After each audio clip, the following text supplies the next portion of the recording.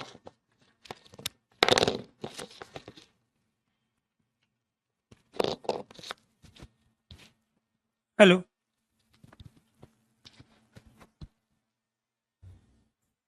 जी, नमस्कार साथियों, good morning प्यारे दोस्तों। जय हिंद, वंदे मातरम, राधे राधे। सभी दोस्तों को नवरात्रि की हार्दिक शुभकामनाएं। प्यारे दोस्तों, शक्ति का पर्व अपने आप में चल रहा है और उस शक्ति के पर्व में हम पूरी एनर्जी के साथ में अपने उस सिलेबस को करेंगे कंप्लीट। ठीक है, जो हर एग्जाम में हर तरह की क्वेश्चंस की वैरायटी के साथ पूछा जा रहा है। आपको ये ध्यान रखना है कि जब भी आप किसी भी कॉम्पिटिटिव एग्जाम की तैयारी करते हैं तो उसमें बहुत सारे टॉपिक ऐसे होते हैं जो दूसरे टॉपिक से जुड़े होते हैं। जैसे फॉर एग्जांपल, अगर मैं वाक्य किसी भी भर्ती में या किसी भी भर्ती का जो सिलेबस है उसमें अगर वाक्य वाला टॉपिक है वो कंप्लीट तब होगा जब आप उसके अलावा 10 टॉपिक पढ़ लो। वे 10 टॉपिक कौन से होंगे? विराम चिन्ह है, ये कारक चिन्ह है, इसके बाद लिंग वचन है, इसके बाद संज्ञा सर्वनाम विशेषण क्रिया अव्यय निपात है, तो इसके साथ पद अन्वय है। यानी कि जब तक आप इन सब को नहीं कंप्लीट करोगे तो वाक्य वाला टॉपिक कभी कंप्लीट हो ही नहीं सकता। तो यहाँ पर आपको उस सिलेबस को समझना पड़ेगा। कई बार जो डायरेक्ट टॉपिक आपके सिलेबस में लिखे होते हैं कि ये टॉपिक हमारे सिलेबस का है, कुछ टॉपिक ऐसे होते हैं वो लिखे ही नहीं होते हैं, लेकिन उनको पढ़ने के लिए जो लिखे हुए हैं बहुत सारे टॉपिक ऐसे हैं जो आपको पढ़ने पड़ेंगे। तो यहाँ पर आपको ये ध्यान रखना है कि जिस टॉपिक को हम पढ़ रहे हैं वहां से तो क्वेश्चंस आने ही हैं, लेकिन उन्हीं टॉपिक की आवश्यकता पड़ेगी आपको आने वाले दूसरे जो ग्रुप और टॉपिक है हमारे उनके। तो कब जब भी आप पढ़ना शुरू करो तो उसमें आपको ये ध्यान रखना है कि वहां कभी भी ये सोच के मत पढ़ो कि जैसे मैं आज जो टॉपिक ले रहा हूं वो टॉपिक है विशेषण, तो विशेषण से तो क्वेश्चन आने ही हैं, लेकिन जब आपसे शुद्ध और अशुद्ध वाक्य पूछे जाएंगे, ठीक है, तो आपको ध्यान रखना बिना विशेषण पढ़े आप प्यार दोस्तों शुद्ध और अशुद्ध वाक्य नहीं कर सकते। जब आपसे क्रिया पूछी जाएगी तो भी एक नाम धातु क्रिया होती है और वो नाम धातु क्रिया संज्ञा सर्वनाम विशेषण शब्दों से बनती है। तो यानी कि क्रिया को कंप्लीट करने के लिए, वाक्य को कंप्लीट करने के लिए हमें क्या पढ़ना पड़ेगा? विशेषण कंप्लीट करना पड़ेगा। पद अन्वय से संबंधित जो अशुद्धियां होती हैं उसमें प्यार दोस्तों कई बार हम विशेषणों का प्रयोग अनुचित रूप से करते हैं। तो कुल मिला के 3 जो दूसरे टॉपिक हैं वो भी आपको तब क्लियर होंगे जब विशेषण वाला टॉपिक आपको यहाँ पर क्लियर होगा। अगर मेरी आवाज आप तक सही तरीके से पहुंच रही है और सब कुछ क्लियर है, जो आपको जो बोर्ड पे मैंने विशेषण शब्द लिखा है, तो एक बार सारे स्टूडेंट ओके कीजिए, यस कीजिए। यहां तक चीजें क्लियर हैं? जी जी,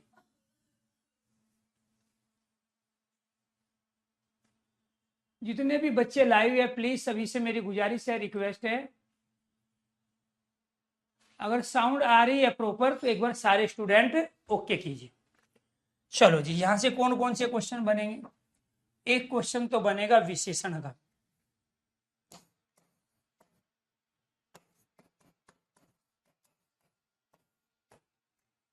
विशेषण क्या है?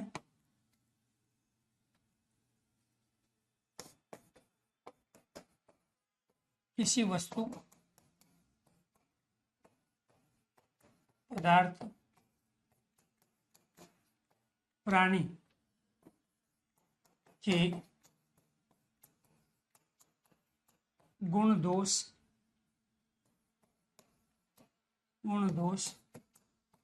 अर्थात गुण दोष अर्थात विशेषता जिससे प्रकट हो वो क्या कहलाता है? विशेषण।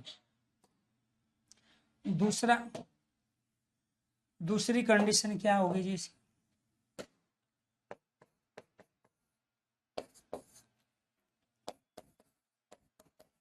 किसी वस्तु, पदार्थ, प्राणी की दूसरी वस्तु, पदार्थ, प्राणी से जो भिन्नता को बताए। बताए, वो क्या कहलाते हैं? विशेषण। अब मान के चलो एक मोटा आदमी एक पतला आदमी है, तो मोटा और पतला अपने आप में क्या है? एक की दूसरे से भिन्नता बता रहे। ठीक है, तो ये आपको ध्यान रखना है। तो ये क्या हो गया जी आपका विशेषण। इसके बाद दूसरा क्वेश्चन किसका बनता है आपका? यहाँ दूसरा क्वेश्चन बनता है आपका विशेष्य। विशेष्य क्या है?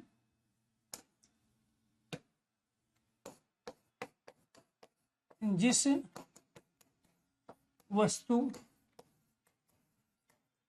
पदार्थ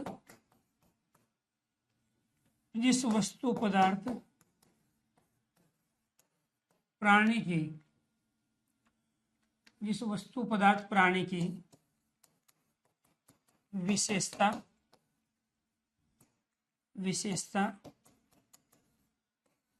बताई जाती है, कि विशेषता बताई जाती है, उसे विशेष्य कहते हैं। उसे विशेष्य कहते हैं। दूसरा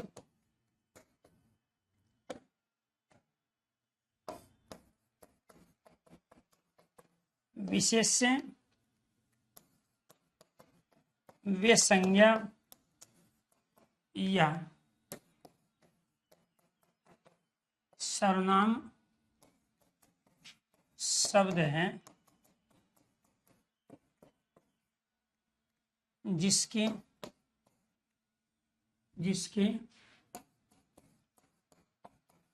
गुण या दोष, जिसके गुण दोष संख्या परिमाण के बारे में बताया जा रहा है। तो आपको ये ध्यान रखना है, ज्यादातर जो विशेष्य शब्द होते हैं वो संज्ञा होते हैं। अब जैसे मैं कह रहा हूँ एक लड़का, तो वो संख्या को बताया उसने, लड़का क्या है? संज्ञा शब्द है। और एक क्या है? आपकी संख्या है। तो यानी कि यहाँ लड़के की संख्या को बताया जा रहा है कि लड़का एक है। ऐसे गुण दोष है, भला आदमी और बुरा आदमी। तो आदमी अपने आप में क्या संज्ञा है? वो विशेष्य है।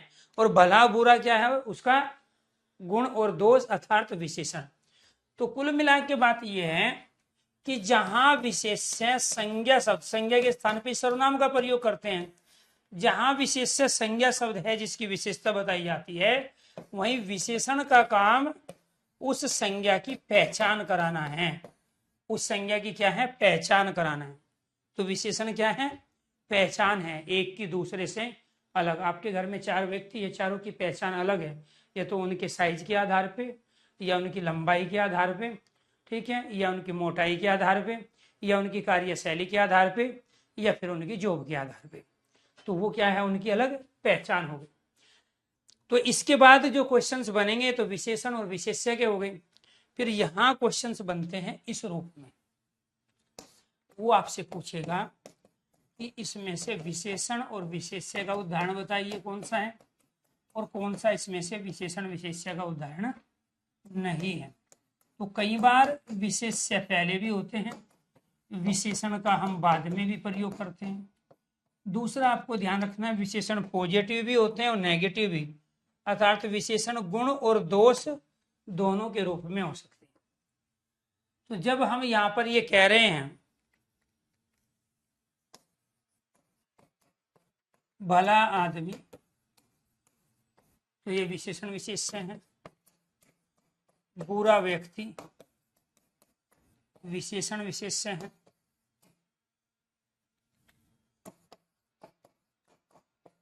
काला सांप विशेषण विशेष्य है।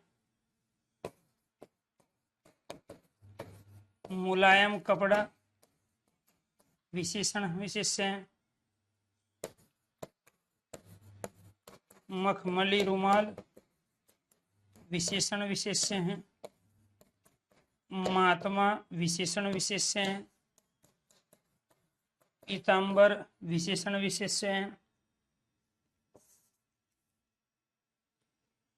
ऐसे ही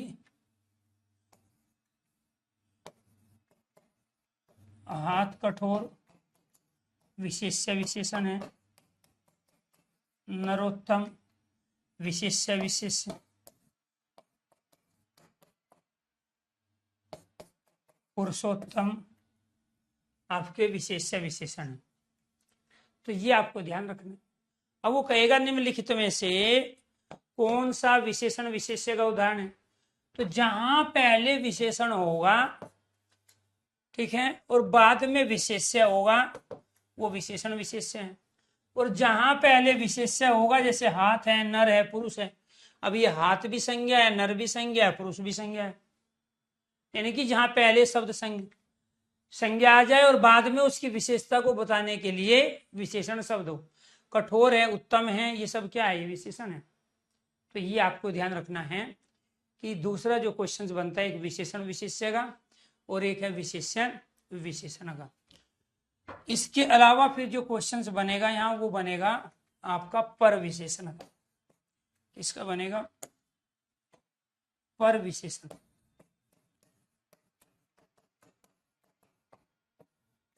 तो पर विशेषण किसे कहते हैं?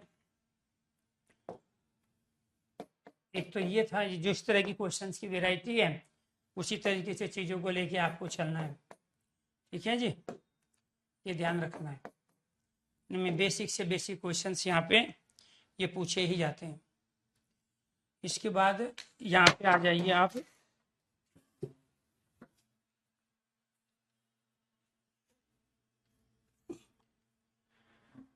विशेषण के बाद पर विशेषण।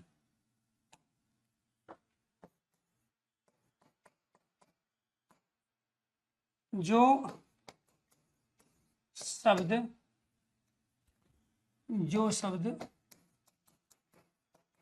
विशेषण की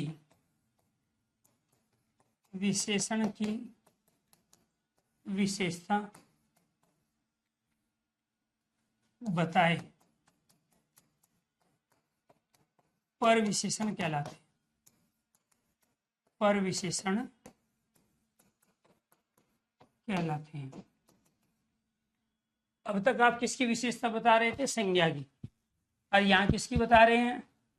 विशेषण की। दूसरा, जहां दो या दो से अधिक, जहां दो या दो से अधिक विशेषण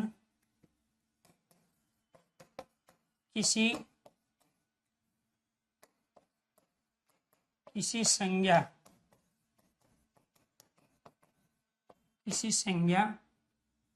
अर्थात विशेष्य की, संज्ञा विशेष्य की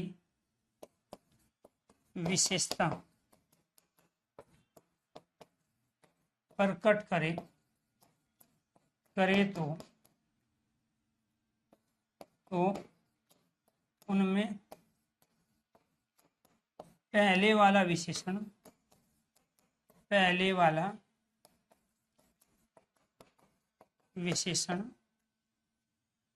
पर विशेषण बन जाता है। पहले वाला विशेषण पर विशेषण बन जाता है या पर विशेषण कहलाता है। तीसरा,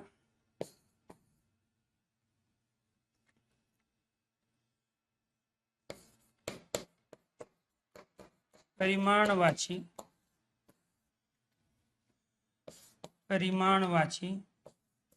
अव्यय, अव्यय मतलब अविकारी शब्द। परिमाणवाची अव्यय जब किसी विशेषण की, परिमाणवाची अव्यय जब किसी विशेषण की विशेषता बताए, परिमाणवाची अव्यय जब किसी विशेषण की विशेषता बताए तो वे पर विशेषण, तो वे पर विशेषण बन जाते हैं, तो वे पर विशेषण बन जाते हैं। ये आपको ध्यान रखना है।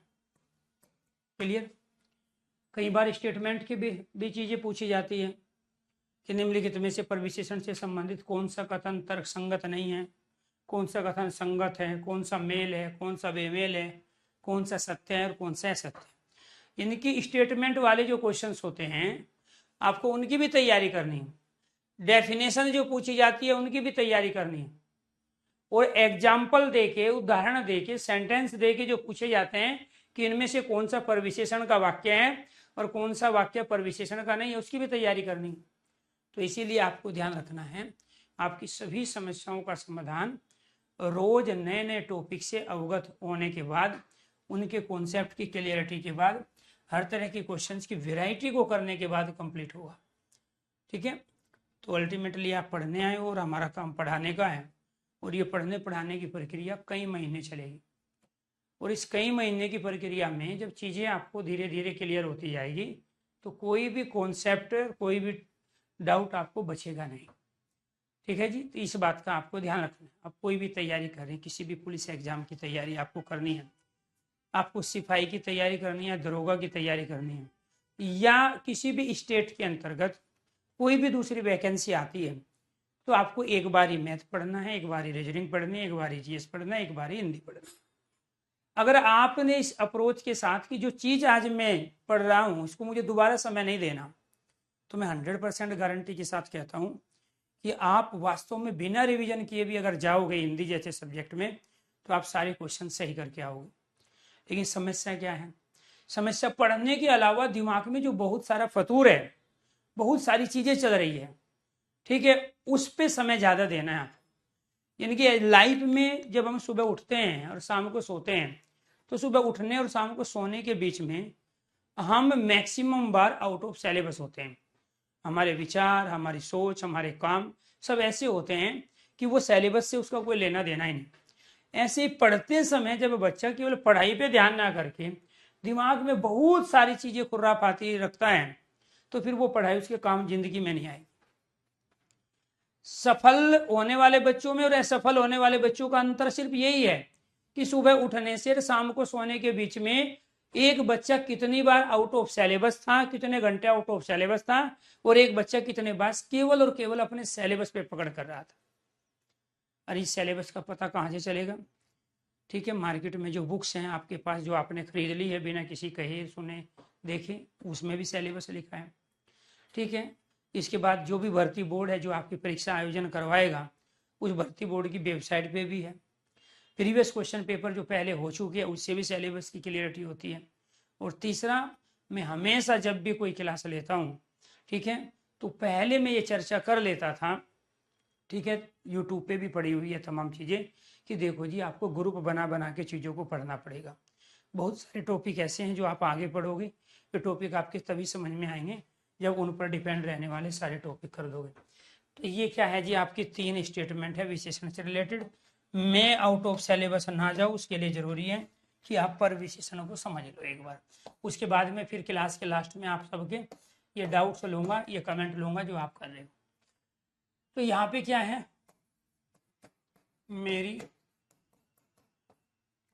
मेरी माता जी हम मीठा भोजन पसंद करती है। तो इसमें से बताना है कि परविशेषण का प्रयोग हुआ है या नहीं है, और हुआ है तो परविशेषण शब्द कौन सा है, विशेषण कौन सा है और विशेष्य कौन सा है। ठीक है, ये आपको बताना है।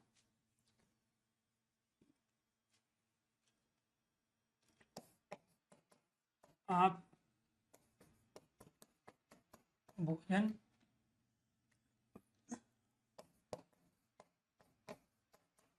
स्वादिष्ट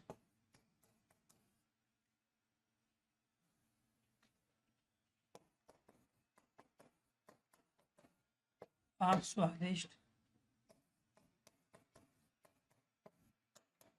लजीज,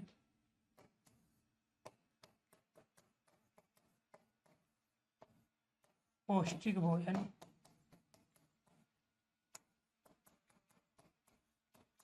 हाँ लेती हो।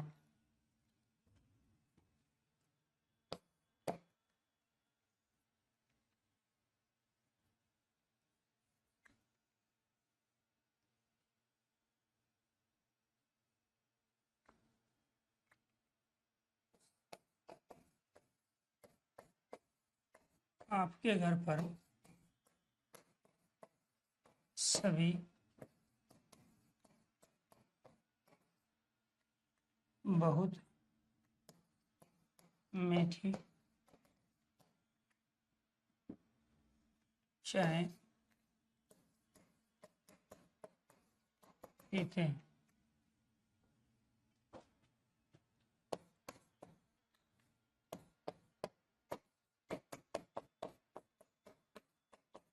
मैंने आज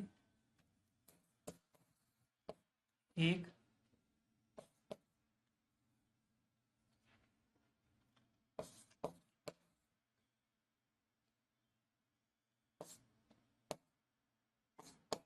मैंने आज अत्यंत सुंदर सुशील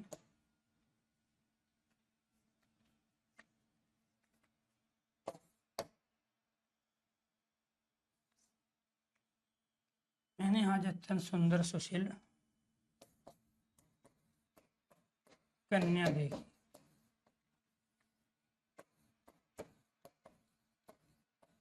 लड़की देखी।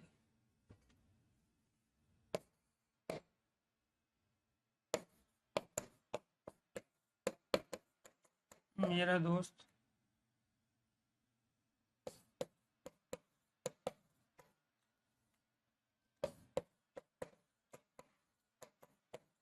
अत्यधिक बेईमान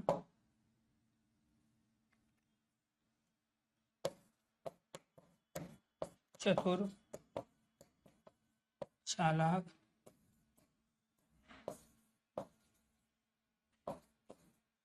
उद्दंड किस्म का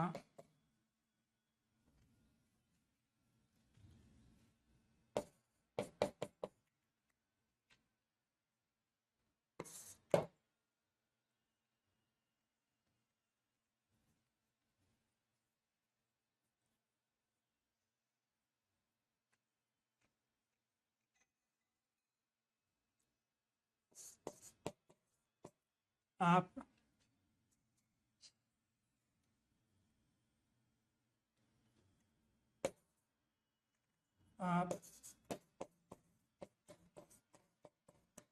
मेरी सब्जी में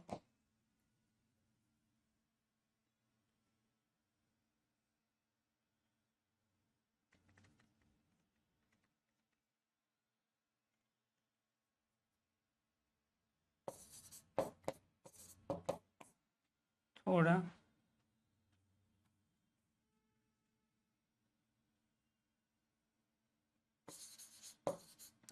कम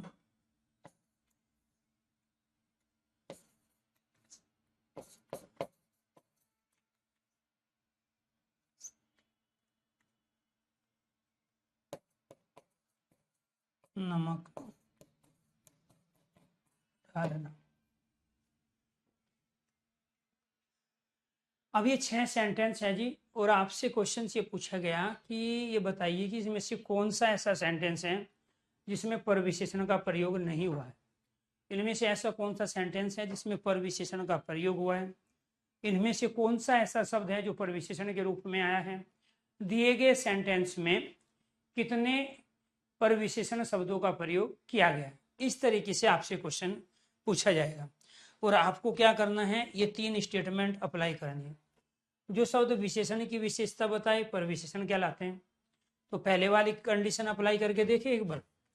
जो शब्द विशेषण की विशेषता बताए, आप मेरी माताजी कम मीठा भोजन पसंद करती है, तो यहाँ पर प्यारे दोस्तों आपको ध्यान रखना है, विशेष्य क्या है हमारा भोजन, जो कि संज्ञा शब्द भी है, यही है ना विशेष्य। ठीक है, आप स्वादिष्ट लजीज पौष्टिक भोजन बना लेते, इसमें भी भोजन क्या है आपका विशेष्य है।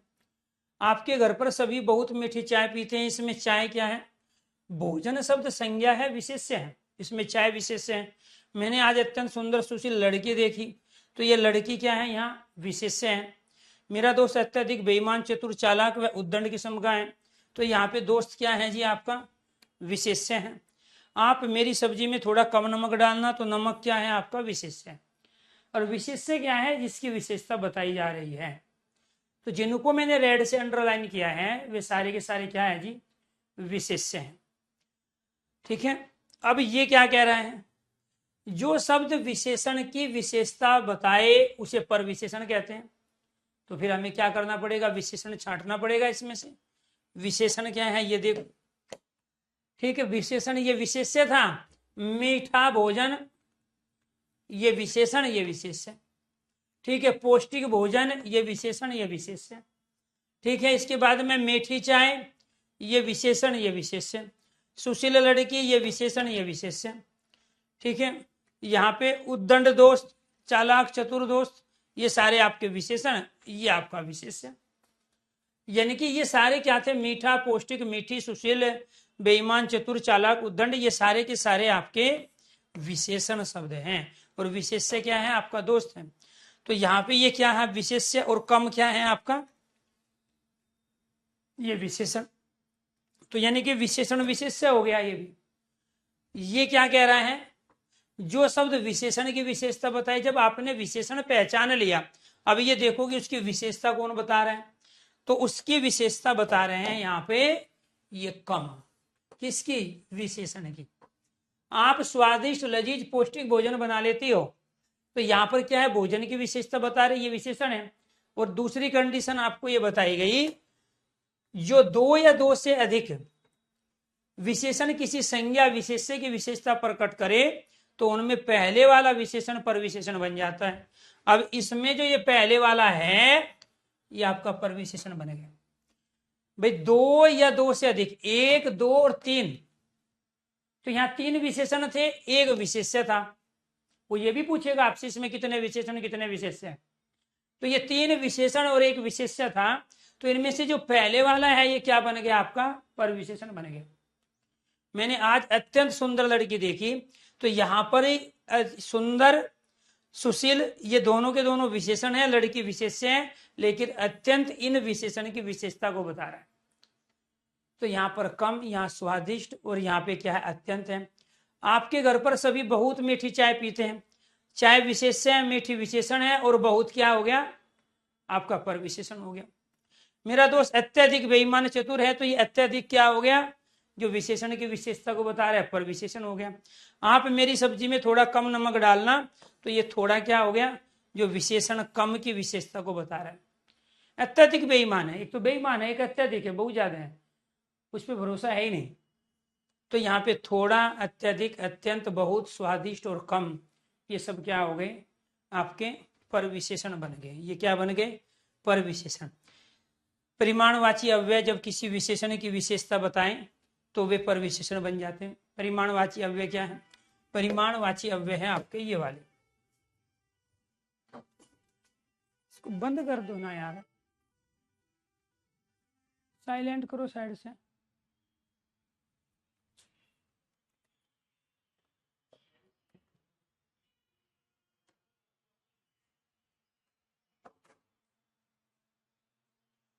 तो परिमाणवाची अव्यय क्या है, अल्प, न्यून, थोड़ा, कम, अधिक, बहुत,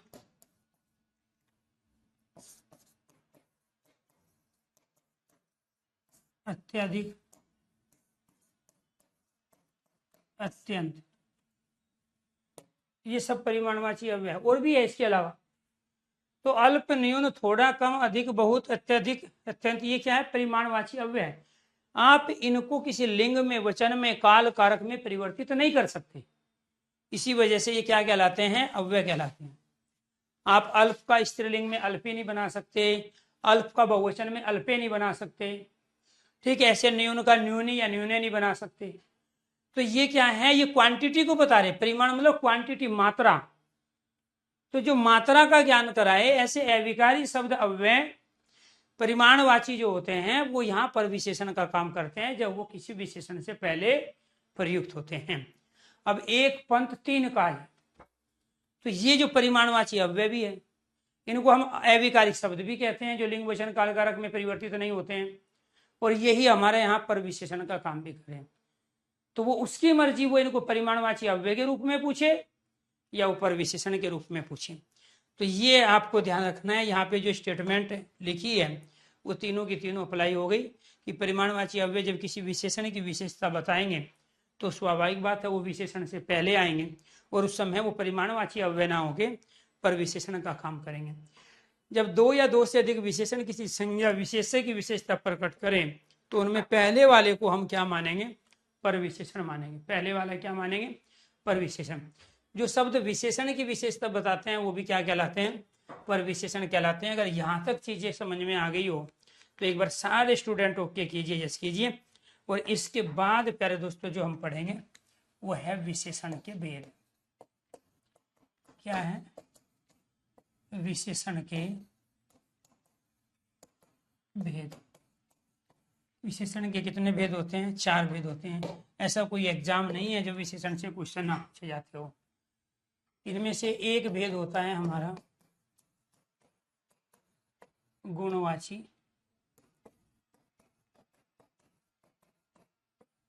विशेषण, दूसरा होता है संख्यावाची विशेषण, तीसरा होता है परिमाणवाची विशेषण, चौथा होता है सार्वनामिक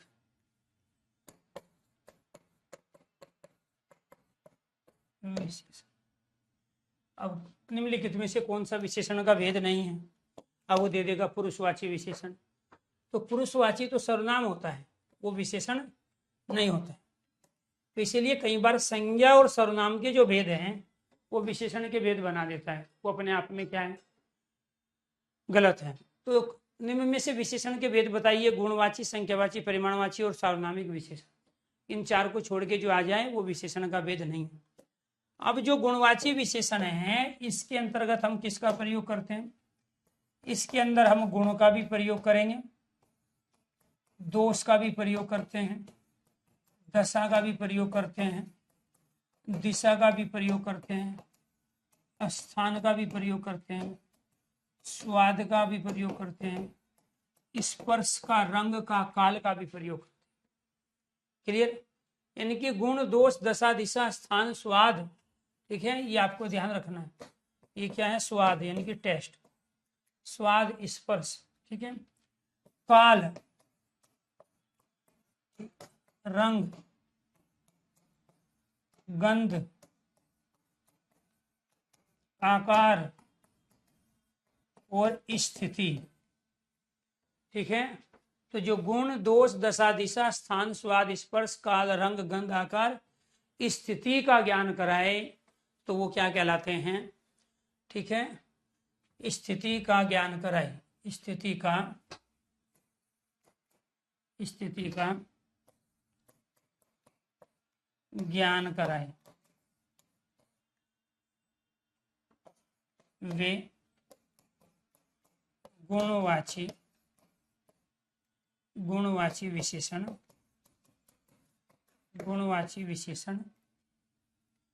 कहलाते हैं। वे क्या कहलाएंगे जी? गुणवाची विशेषण कहलाएंगे। यानी कि गुणवाची में केवल गुण और दोष नहीं आएंगे, वो दशा, दिशा, स्थान, स्वाद, ये सब आएंगे, ठीक है। और कैसे? वो देखिए यहाँ पे हमने यहाँ पर योग कर लिया जी। पहला भेद पढ़िए डिटेल से। गुणवाची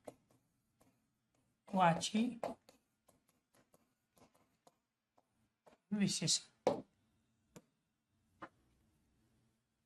वाची का मतलब कहना, इसके अंदर गुण भी आएंगे, इसके अंदर दोष भी आएंगे, दशा, दिशा, काल, स्थान, रंग, आकार, स्थिति,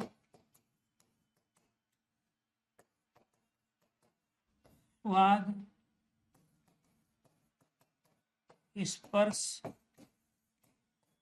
गंध। क्लियर।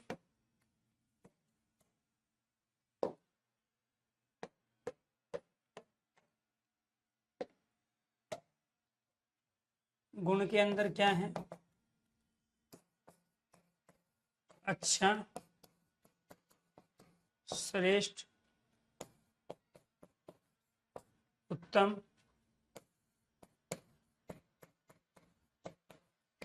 ईमानदार,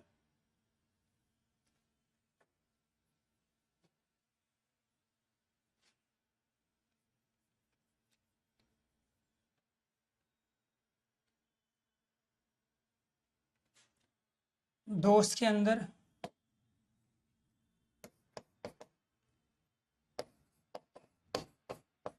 बुरा,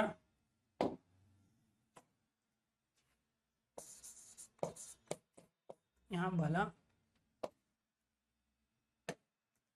बुरा, उद्दंड, शैतान,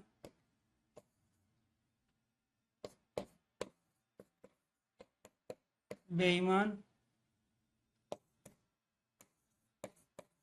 जहरीला। दशा,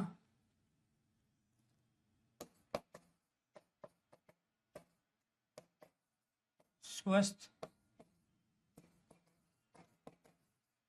अस्वस्थ, अमीर, गरीब, बीमार। दिशा,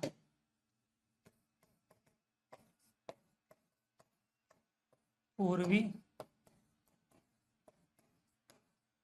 पश्चिमी, उत्तरी, दक्षिणी,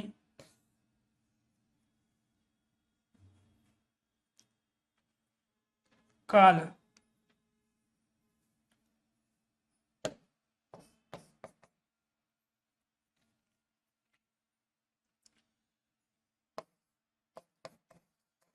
प्राचीन, नवीन, अर्वाचीन, प्राचीन, नवीन, अर्वाचीन, पुराना, नया।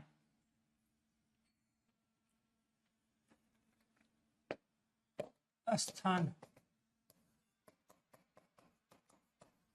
बनारसी, जयपुरी, बंगाली, भारतीय, जापानी, चीनी,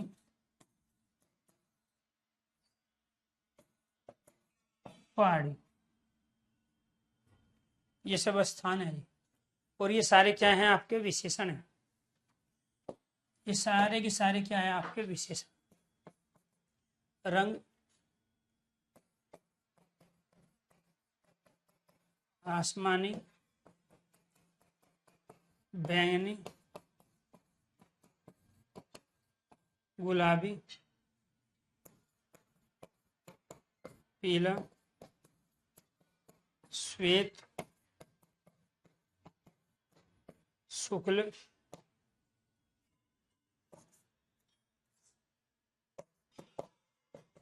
श्याम, कृष्ण। कृष्ण मतलब सांवला। आकार,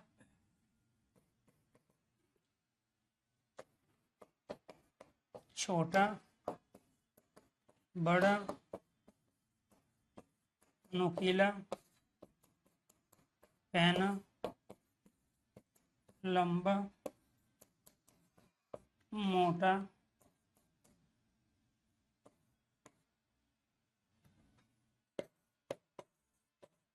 लघु, दीर्घ। स्थिति,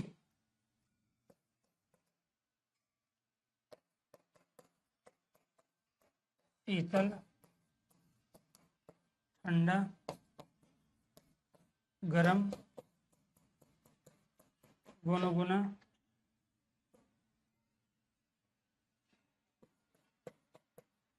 उष्ण, उष्ण,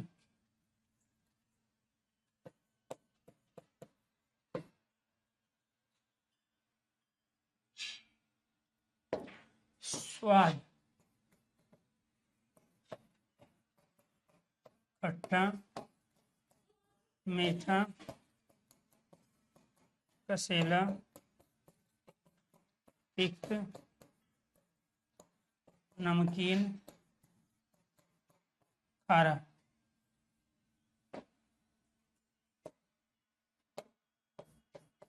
स्पर्श, मुलायम, कठोर, मखमली, खुरदरा,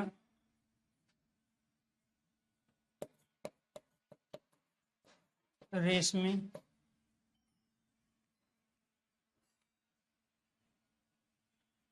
नरम।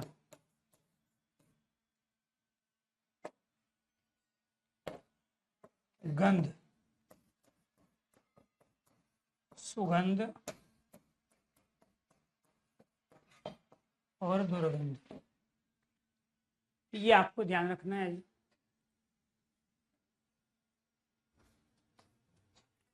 जी जी, तो ये आपको ध्यान रखना है। शुक्ल मतलब सफेद, ठीक है। कई बार विलोम शब्द भी पूछते हैं, तो ध्यान रखना तत्सम का उल्टा तत्सम होगा, तद्भव का उल्टा तद्भव होगा।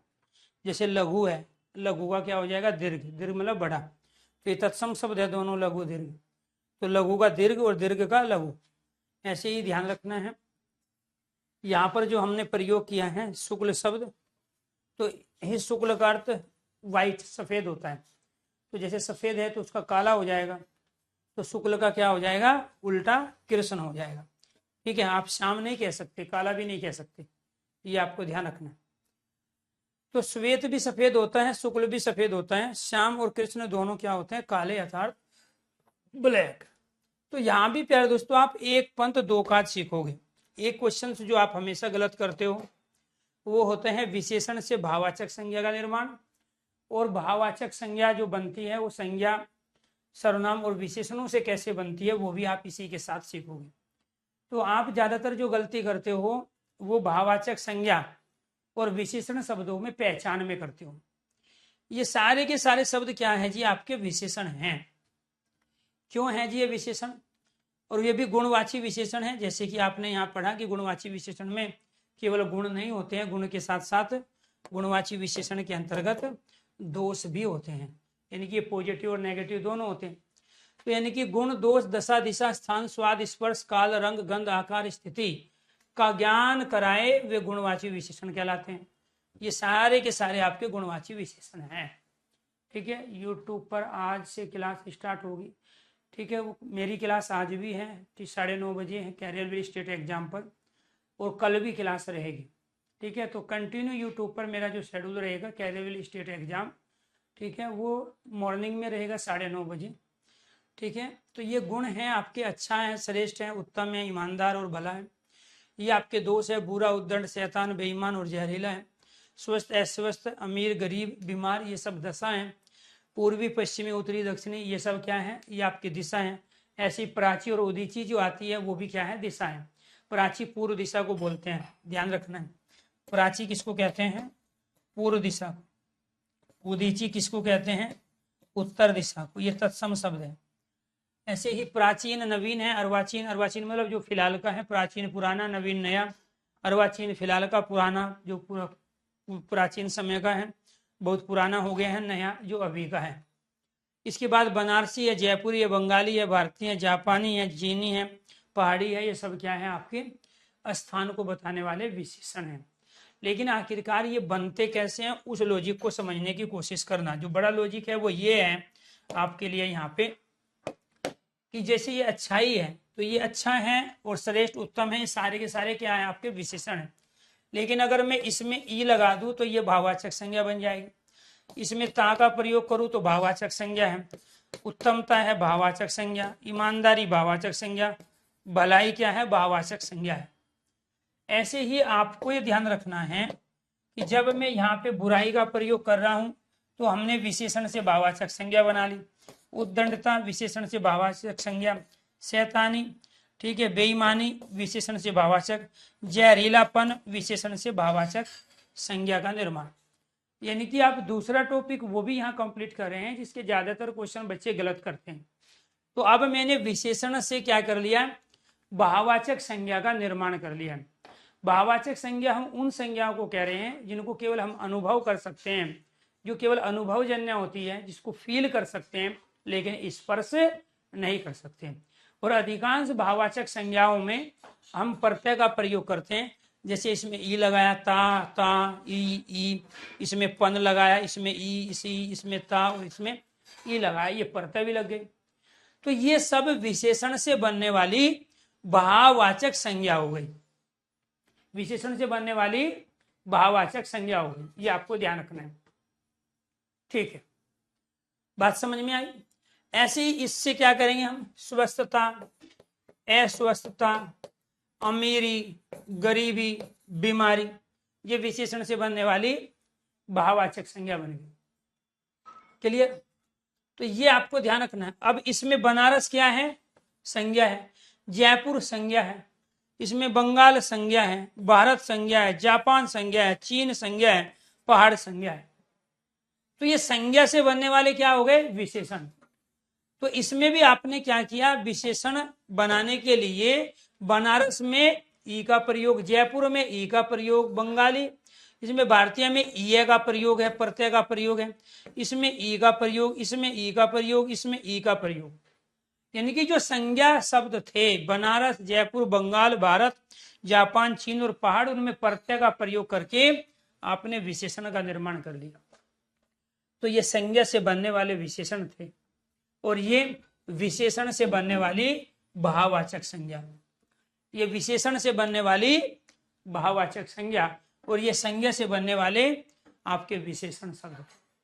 बनारस, जयपुर, बंगाल ये व्यक्तिवाचक संज्ञा है, भारत व्यक्तिवाचक संज्ञा, जापान व्यक्तिवाचक, चीन व्यक्तिवाचक, पहाड़ जातिवाचक संज्ञा है। लेकिन इनमें जो हमने प्रत्यय का प्रयोग किया, इन सब में हमने ई का प्रयोग किया, इन सब में भी हमने ई प्रत्यय का प्रयोग किया और ये संज्ञा से हमने क्या बना लिए, ये संज्ञा से विशेषण बना लिए। ऐसे ही प्यारे दोस्तों, यहाँ पे आसमान संज्ञा शब्द है, बैंगन संज्ञा शब्द है, गुलाब संज्ञा शब्द है, लेकिन इसमें क्या किया आपने, प्रत्यय का प्रयोग कर लिया। यहाँ पर आसमान में ई है, बैंगन में ई है, गुलाब में ई लगाया, तो इन सब में ई लगाने पर ये संज्ञा से बनने वाले विशेषण बन गए। ये संज्ञा से बनने वाले क्या बन गए, विशेषण बन गए। ठीक है। ऐसे यहाँ पीला, श्वेत, शुक्ल, श्याम और कृष्ण ये विशेषण है। छोटा है और छोटप्पन आ जाए भाववाचक संज्ञा, बड़प्पन आ जाए भाववाचक संज्ञा, नुकीलापन आ जाए भाववाचक संज्ञा हो गया, पहनापन भाववाचक संज्ञा हो गया। तो ये सब क्या है, यहाँ भी विशेषण है। अब लंबा में हमने ई जोड़ दिया तो लंबाई भाववाचक संज्ञा बनेगा, मोटाई भाववाचक संज्ञा बनेगा। बात समझ में। लघुत्व भाववाचक संज्ञा बनेगा, लघुत्व क्या बनेगा, भाववाचक संज्ञा। यानी कि हम विशेषणों से भाववाचक संज्ञा का निर्माण कर लेते हैं। और ध्यान रखना है, जो भाववाचक संज्ञा होती है उसके साथ विशेष्य का प्रयोग नहीं होता है, ठीक है, लेकिन जो विशेषण होते हैं उसके साथ विशेष्य का प्रयोग होता है, जैसे आपने यहाँ किया है।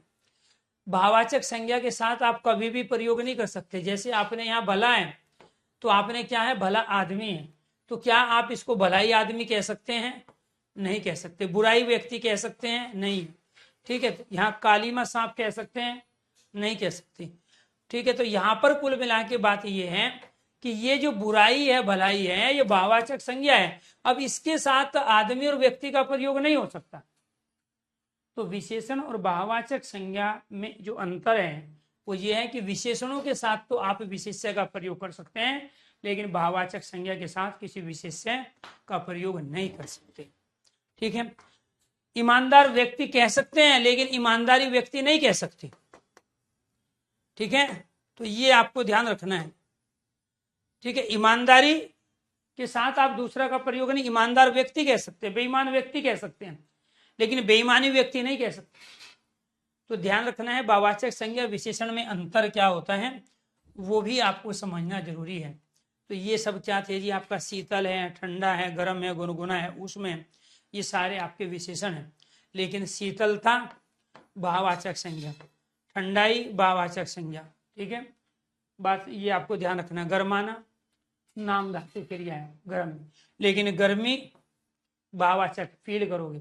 सर्दी, शरद अपने आप में विशेषण है और सर्दी भाववाचक संज्ञा, क्योंकि फील करोगे। ठीक है, उष्णता भाववाचक संज्ञा। तो इसमें क्या कर रहे थे हम, विशेषणों से भाववाचक संज्ञा का निर्माण। खटाई है, ठीक है, तो खटाई क्या है, भाववाचक संज्ञा। लेकिन खट्टा, मीठा, कसेला, तिक्त, नमकीन, खारा, खारा समुद्र के पानी में होता है, नमक के अंदर नमकीन होता है। तिक्त मिर्च में जो होता है, जो काली मिर्च है, लाल मिर्च है, हरी मिर्च है, उसमें तिक्त है। कसेला जो आंवले में होता है। ठीक है, मीठा जो चीनी में होता है, खट्टा जो इमली में होता है।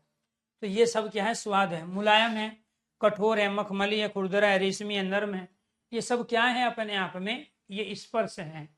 ठीक है, अब इसमें प्यार दोस्तों आप कठोरता ता का प्रयोग कर लो, मुलायमी, ठीक है, इनसे भी आप भाववाचक संज्ञा का प्रयोग कर लें। ये आपके क्या है, गंध और सुगंध और दुर्गंध क्या है, ये आपके गुणवाची विशेषण हैं। तो गुणवाची विशेषण में केवल गुण को नहीं बल्कि दोष, दशा, दिशा, आकार, स्थिति, रंग, रूप, इन सब का हम प्रयोग करते हैं। एक तरीका तो ये होता है, इसके अंदर शब्द दे के पूछेगा इनमें कौन सा गुणवाची विशेषण है और कौन सा गुणवाची विशेषण नहीं है। वहां गलती कौन सी करोगे आप, 4 ऑप्शंस में एक भाववाचक संज्ञा दिया होगा, उसको आप गुणवाची विशेषण मान लोगे।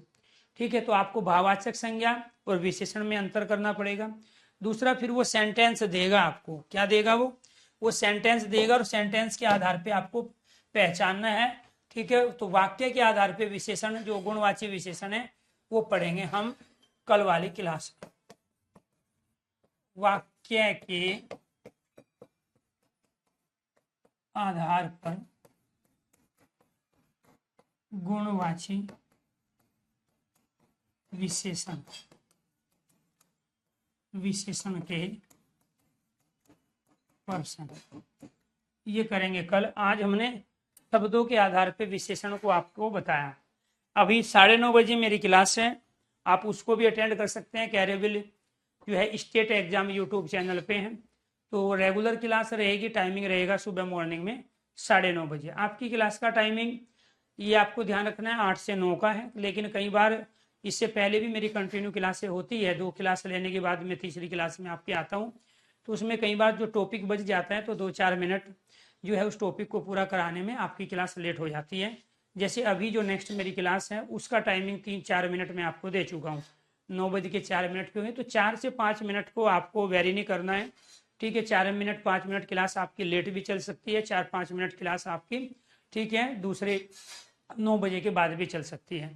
तो इसीलिए 8:05 और 9:05 को आपको वेरी नहीं करना है बिल्कुल भी। ठीक है, 2-4 मिनट 5 मिनट चीज़ें ऊपर नीचे जरूर रहेगी मेरी क्लासों में, क्योंकि क्लास कंटिन्यू रहती है। तो आज के लिए इतना ही। सभी दोस्तों को नमस्कार, धन्यवाद। तो उम्मीद करता हूँ जो भी आज हमने बताए या जो भी क्वेश्चंस की वैरायटी वो सारी समझ में आई। इसकी जो दूसरी क्वेश्चंस की वैरायटी बनती है वो बनती है सेंटेंस के आधार पर।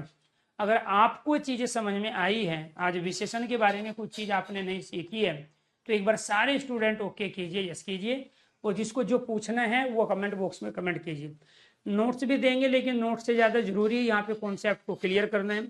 मेरे पास बहुत सारी फाइल है, 150 के आसपास फाइल है नोट्स की, ठीक है। मैं चाहूँ तो एक साथ सारे को प्यारे दोस्तों आपके नोट्स की कैटेगरी में अपलोड करवा सकता हूँ, लेकिन मुझे डर इस बात का है कि आप एक बार फिर रट्टा मार दोगे जैसे हमेशा आप रटते आए हो। आप में से एक भी बच्चा ऐसा नहीं है जो पहली बार हिंदी पढ़ रहा है, वो आपसे पहले अनेक बार अनेक किताबों से, अनेक टीचर से और अनेक यूट्यूब चैनल से हिंदी पढ़ के कैरियर पे आया है। तो इसलिए मेरी गुजारिश है कि जो चीज़ यहाँ पे चल रही है, जो मैं यहाँ लिख रहा हूँ, वो अपने आप में सफिशेंट है किसी भी एग्जाम में, चाहे वो 12th लेवल का हो, ग्रेजुएशन लेवल का है, चाहे वो सेंट्रल गवर्नमेंट की भर्ती हो या स्टेट गवर्नमेंट की हो, पेपर ऑनलाइन हो या ऑफलाइन हो, इससे बाहर एक भी क्वेश्चन आपका नहीं जाएगा। इसलिए ज़्यादा चीज़ों को इकट्ठा करके बहुत ज़्यादा हिंदी को समय देने की यहाँ आवश्यकता नहीं है। नोट्स की आवश्यकता आपको तब पड़ेगी जब मैं लाइव क्लास आपके नहीं लूँगा, उस समय आपको रिवीजन करना पड़ेगा। जब आपका कोर्स पूरा हो जाएगा तो उस समय ही नोट्स पढ़ने का फायदा है। अभी आपको यहाँ पर चीज़ों को समझने के बाद में, और जब टॉपिक कंप्लीट हो जाए और उसके बाद आपको प्रैक्टिस करनी है Hindi by Arun YouTube channel पर, और लाइव क्लास जो मैं लूँगा वो कैरियरविल स्टेट एग्जाम यूट्यूब चैनल पे लूँगा, तो वहाँ पे मैं टॉपिक वाइज हिंदी को कंप्लीट करा रहा हूँ। तो इसीलिए जब जो टॉपिक आपका कंप्लीट होगा उसकी आपको प्रैक्टिस करनी है यूट्यूब चैनल से, ठीक है। और यूट्यूब चैनल पे मैं 2-2 बार सब्जेक्ट वाइज प्यार दोस्तों आपको हिंदी कंप्लीट कराऊंगा। तो जो चीज़ आपने सीख ली है उसको यूट्यूब पे जाके इम्प्लीमेंट कर लेना है कि क्या जो चीज़ हमने कॉन्सेप्ट क्लियर किए थ्योरी के रूप में, क्या उसको हम इम्प्लीमेंट कर पा रहे हैं क्वेश्चन को करते समय, क्या हमारे वे सारे क्वेश्चन, हर तरह की क्वेश्चन की वेराइटी किसी एक टॉपिक से जो बनती है वो सारे क्वेश्चन आपके सही हो रहे हैं कि नहीं है, उसका डिसीजन आपको लेना है प्रैक्टिस सेशन में। उसके बाद आपको अपने खुद के नोट्स तैयार करने हैं। ये होता है सिलेक्शन लेने का तरीका। अब ऐसे अनाप शनाप आप बहुत सारी चीज इकट्ठी करो, बहुत सारी पढ़ो, आप पढ़ते रह जाओगे लेकिन हिंदी जैसे सब्जेक्ट से फ्री नहीं हो पाओगे। तरीका है कि पहले आप कॉन्सेप्ट क्लियर करो, दूसरा उस कॉन्सेप्ट को क्लियर करके यूट्यूब चैनल पे ऑलरेडी इन टॉपिक की क्लास में पहले दे चुका हूँ Hindi by Arun sir YouTube channel पर, तो वहां पर आप जाके प्रैक्टिस करो और ये देखो कि क्या, क्योंकि टीचर आपके साथ है वहां पे भी, और ये देखो कि क्या हर तरह की क्वेश्चन की वेराइटी को आप सही तरीके से आंसर दे पाए, वो भी विद सॉल्यूशन लॉजिक के साथ। ऐसे नहीं इसका बी है इसका सी है, बी सी क्यों है डी क्यों नहीं है, वो आपको पता होना चाहिए। उस प्रैक्टिस का फायदा होता है, ठीक है। हर तरह की क्वेश्चन की वेराइटी आपके सामने आई जाएगी जब टॉपिक वाइज आप तैयारी करोगे। तो उसके बाद आपको नोट्स तैयार करने हैं अपनी खुद की लैंग्वेज में। दूसरे के बनाए हुए नोट्स पढ़ोगे वो बोलते नहीं है, वो तो केवल इतना बताएंगे ऐसा होता है, लेकिन यहाँ टीचर आपको ये बता रहा है ऐसा कब होगा कब नहीं होगा, ठीक है। जैसे अभी बताया भाववाचक संज्ञा से विशेषण का निर्माण कैसे हुआ, ठीक है, विशेषण से भाववाचक संज्ञा हम कैसे बना लेते हैं, तो वो सारी चीज़ें यहाँ पे बताई गई। तो इसलिए मैं बहुत सारी PDF, बहुत सारे मॉक टेस्ट, बहुत सारी टेस्ट सीरीज और इसके साथ प्रीवियस क्वेश्चन पेपर आपको प्रोवाइड कराऊंगा, लेकिन अभी फिलहाल उसकी आवश्यकता नहीं है। अभी आवश्यकता है तो टॉपिक वाइज कॉन्सेप्ट को क्लियर करने की।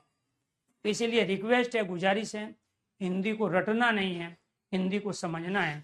और जिस दिन हिंदी को समझना शुरू कर दोगे, मैं कह रहा हूँ आपकी आने वाली 7 पीढ़ी कभी हिंदी का ट्यूशन, कोचिंग या बुक से वो हिंदी सीखने की कोशिश नहीं करेंगे, क्योंकि आपकी खुद हिंदी इतनी मजबूत होगी कि जब आप बातचीत करोगे, जब आप पेपर सोल्व करोगे, जब आप हिंदी में स्कोर लाओगे, तो वो उसी से बहुत कुछ सीख जाएंगे।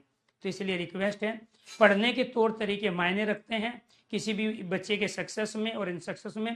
तो इसीलिए अगर आपको सफल होना है, तरीका यही है, पहले कॉन्सेप्ट, फिर इम्प्लीमेंट, और उसके बाद में अपने खुद के नोट्स तैयार करना। जिस दिन ये मेहनत कर लोगे उसी दिन आप 2.5 से 3 महीने में हिंदी जैसे सब्जेक्ट से फ्री हो जाओगे। सभी दोस्तों को नमस्कार।